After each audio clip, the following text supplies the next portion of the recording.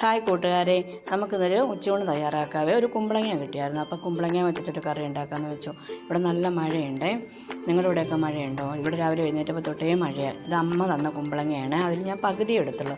പകുതി ഞാൻ മോര് കറിക്ക് വേണ്ടിയിട്ട് മാറ്റി വെച്ചു. പകുതി മതിയായിരുന്നു. അതിൻ്റെ കൂടെ കുറച്ച് പച്ചമുളകും ഒരു തക്കാളിയും കൂടെ അരിഞ്ഞിടണേ.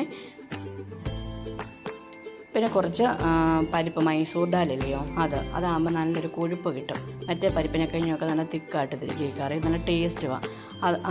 ഏത് പരിപ്പാണെങ്കിലും കുഴപ്പമില്ല, ഇതാണെങ്കിൽ ഒന്നും കൂടി ടേസ്റ്റ് ആയിരിക്കും. എന്നിട്ട് ഇത് മഞ്ഞൾപ്പൊടിയും മുളക് പൊടിയും ഉപ്പും ഇട്ടൊരു 3 വിസിലടിപ്പിച്ചെടുക്കണം. നമുക്കിതിനുള്ള അരപ്പ് കൂട്ടാൻ കുറച്ച് തേങ്ങയും 2 അല്ലി വെളുത്തുള്ളി, കുറച്ച് ജീരകം, കുറച്ച് വെള്ളവും കൂടെ ഒഴിച്ച് നല്ല പേസ്റ്റ് പോലെ അരച്ചെടുക്കാവേ. എന്നിട്ട് ഈ കറിക്കകത്തോട്ടിട്ടിട്ട് നന്നായിട്ട് ഇളക്കി ഒന്ന് പച്ചമണം മാറുന്നിടം വരെ ഒന്ന് തിളപ്പിച്ചെടുക്കാം. എന്നിട്ട് നമുക്ക് കടുക് വറക്കാനായിട്ട് വറ്റൽമുളക്, കറിവേപ്പില, കൊച്ചുള്ളി.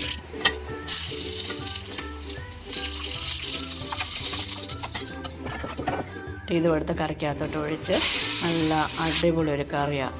ഉച്ചയ്ക്ക് ഉണ്ണാനായിട്ട് നല്ലൊരു ഒഴിച്ച് കറിയാണ്. അതിൻ്റെ കൂടെ നമുക്കൊരു ചിക്കനും കൂടെ വറക്കാം. ചിക്കന് 2 കാലുണ്ടായിരുന്നു, അപ്പോൾ അതും കൂടെ ഞാൻ അങ്ങ് എളുപ്പം വറുത്തു. അരച്ച് പുരട്ടി ഞാൻ ഫ്രിഡ്ജിൽ വെച്ചേക്കുമായിരുന്നേ. അതും കൂടെ ഇട്ട് വറുത്തെടുക്കാമെന്ന് വെച്ചു.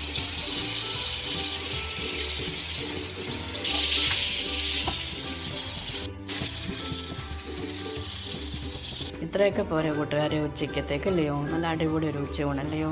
പാവയ്ക്ക വറുത്ത ചമ്മന്തിയും പരിപ്പും കുമ്പളങ്ങയും ഇട്ടിട്ടൊരു കറിയും. അടിപൊളി. എല്ലാവരും എൻ്റെ ചാനൽ സബ്സ്ക്രൈബ് ചെയ്യണേ. ടാറ്റ.